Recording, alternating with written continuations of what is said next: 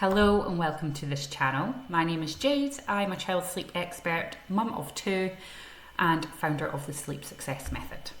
So today I'm going to talk you through my method, my framework, which has been designed to keep things really simple for parents when it comes to their child's sleep.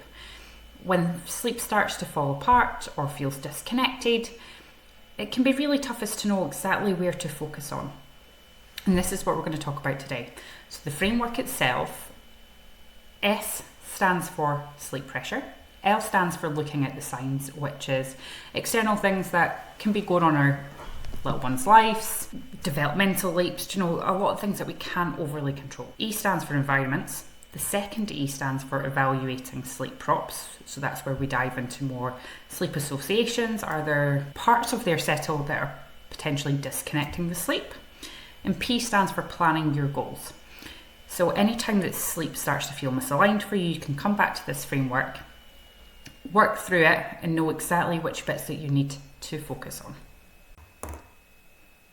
Hello and welcome to this week's episode. So today we're talking about L in the Sleep Success Method. L stands for looking at the signs. So quite often with baby sleep, we're hoping a black and white answer as to why sleep is disconnecting, but actually there can be lots and lots of reasons behind the scenes, some with our control, some without our control, that is impacting sleep massively. First one I'm going to talk about is teething.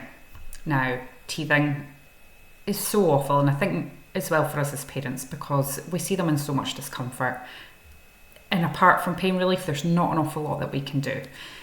Teething as a rule lasts for around 8 days, and teeth can come in so frequently, it's really hard to sit there and go, is it teething or is it not? Because even in the early months, they've got a lot of gum movement. So although teeth aren't coming through, might be causing some discomfort anyway. So it's really hard to know because quite often they can't tell us exactly where the pain is. So we've got some key signs, and a lot of you will know them, where it's, red and rosy cheeks. You're starting to see more kind of drooling rash, bum rashes, really uncomfortable. If they've got a dummy, they might be starting to reject it because it's actually bringing more discomfort than it is soothing them. They might be reluctant to take feeds because their mouth's sore. And we can see that really change in their settles, what the cry looks like. That's so important. We can tell the difference between a night wakening cry, where they're waking out of sleep, and when they're really, really in pain. Then it could absolutely be down to teething. But if that's been going on for solidly for a long period of time, chances are your full disturbances aren't caused by teeth. Then we have development leaps. Now these are phases, also known, a lot of people call them sleep regressions, that happen from a really young age all the way through. Now we start off with like 12 to 15 weeks.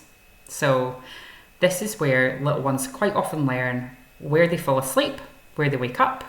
If those are different, it can start to disconnect sleep.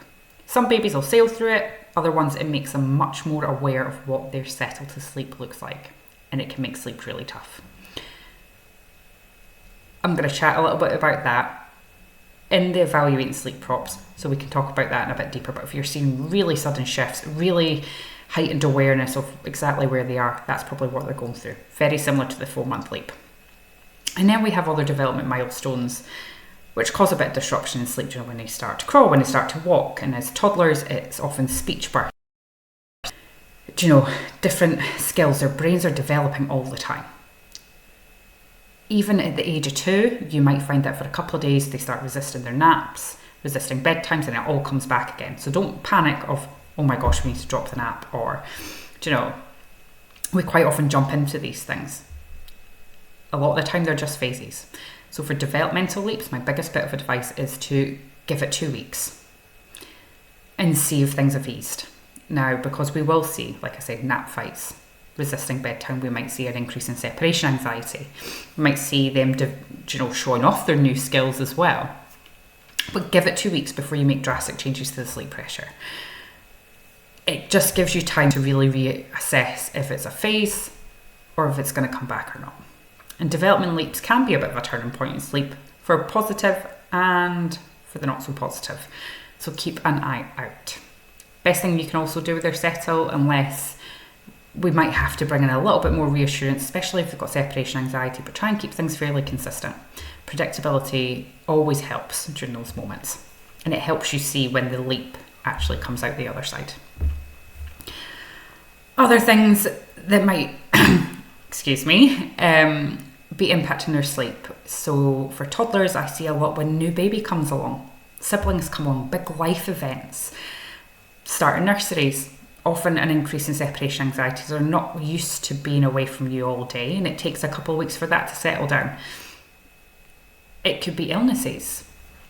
They come and go so frequently, it's really, really difficult. Again, little things that we can't control. So there are some big life changes that go on throughout our little ones' lives that we can do our best to manage. But these also might be impacting things. So if sleep is feeling really tough right now and it's been quite a sudden change, have a look at what's going on externally. Is there something else you can pinpoint that to? Has there been a really big change in dynamic somewhere? Have they been poorly? Have they been in a bit more discomfort?